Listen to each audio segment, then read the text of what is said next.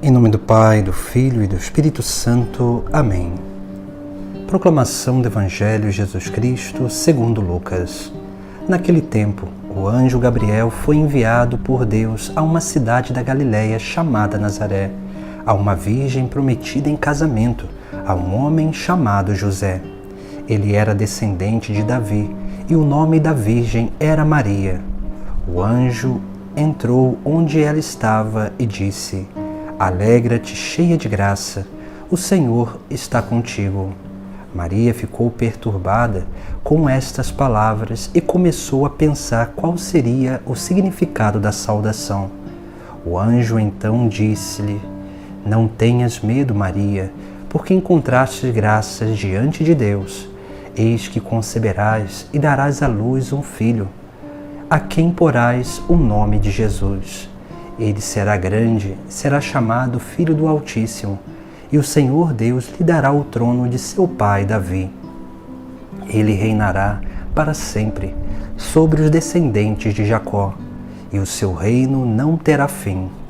Maria perguntou ao anjo: Como acontecerá isso, se eu não conheço homem algum? O anjo respondeu: O Espírito virá sobre ti, e o poder do Altíssimo te cobrirá com sua sombra. Por isso o menino que vai nascer será chamado Santo, Filho de Deus. Também Isabel, tua parenta, concebeu um filho na velhice. Este já é o 6º mês daquela que era considerado estéril, porque para Deus nada é impossível. Maria então disse: Eis aqui a serva do Senhor, faça-se em mim segundo a tua palavra. E o anjo retirou-se. Palavra da salvação. Hoje no texto sagrado nós contemplamos o anúncio do anjo à Virgem Maria. Nós vemos nos dois anúncios, no que meditamos no dia de ontem, quanto no que meditamos no dia de hoje, duas realidades distintas. Em Zacarias, ele duvida. Em Maria não tem uma atitude de dúvida, mas ela tem uma atitude de esperança, porque ela vai somente dizer: Mas como acontecerá isso, se eu não conheço homem algum? Ela não diz que aquilo não poderia acontecer, ela só pergunta como que Deus realizaria aquilo. E o anjo vai assim dizer. O Evangelho de hoje nos chama a atenção sobre esse diálogo que nós precisamos ter com Deus, porque o anjo, ele é o mensageiro de Deus. O anjo é aquele que traz as mensagens de Deus a cada um de nós. Por isso que é de extrema importância termos um diálogo frutuoso com o nosso anjo da guarda, porque é ele que traz as mensagens de Deus, aquilo que é a vontade de Deus para o nosso dia a dia, para a nossa vida. E essa docilidade precisa ser constante. Por isso que é necessário que nós tenhamos uma vida virtuosa, porque a vida virtuosa nos abre a essa docilidade da graça divina, essa docilidade do contato com o anjo da guarda.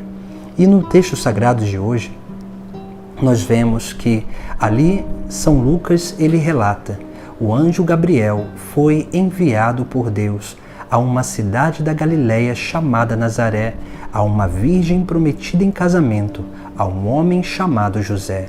Veja que Deus, quando tem um propósito para alguém, envia o seu anjo àquela pessoa certa.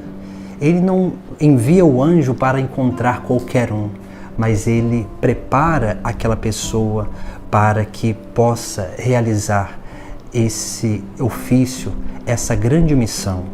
Por isso que nós precisamos ter essa consciência. Quando nós nos sentimos chamados, nós não podemos duvidar desse chamado de Deus. Quando nós nos sentimos chamados, nós precisamos dar esse passo decisivo. Por mais que ele seja difícil, por mais que ele requeira renúncias da nossa parte, mas precisamos dar um passo, porque o passo que nós damos é esse passo de crescimento, é esse passo de correspondência à vontade de Deus.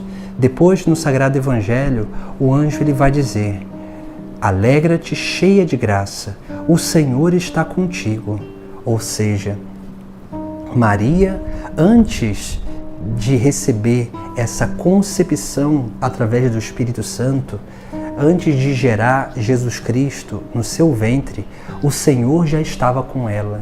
Isso significa que quando o Senhor nos elege para alguma missão, o Senhor já está conosco.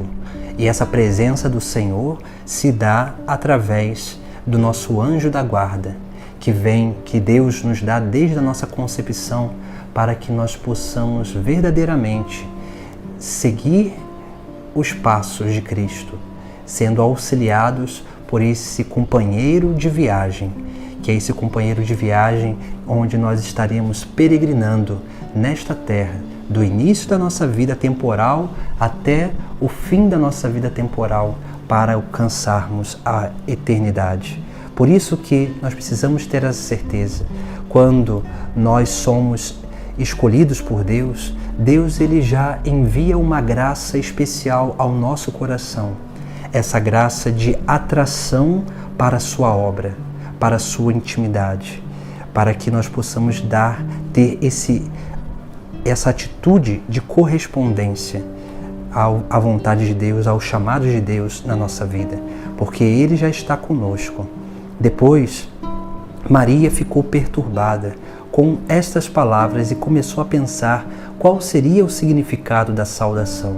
Veja, o chamado de Deus na nossa vida nos causa uma certa perturbação, porque é muito natural, porque todos nós temos sonhos, ideais, projetos, e naturalmente quando Deus nos chama, Deus ele quer que nós sonhemos outros sonhos, que nós tenhamos outros projetos, que nós possamos construir outros ideais, para que assim possamos dar esses passos na nossa vida.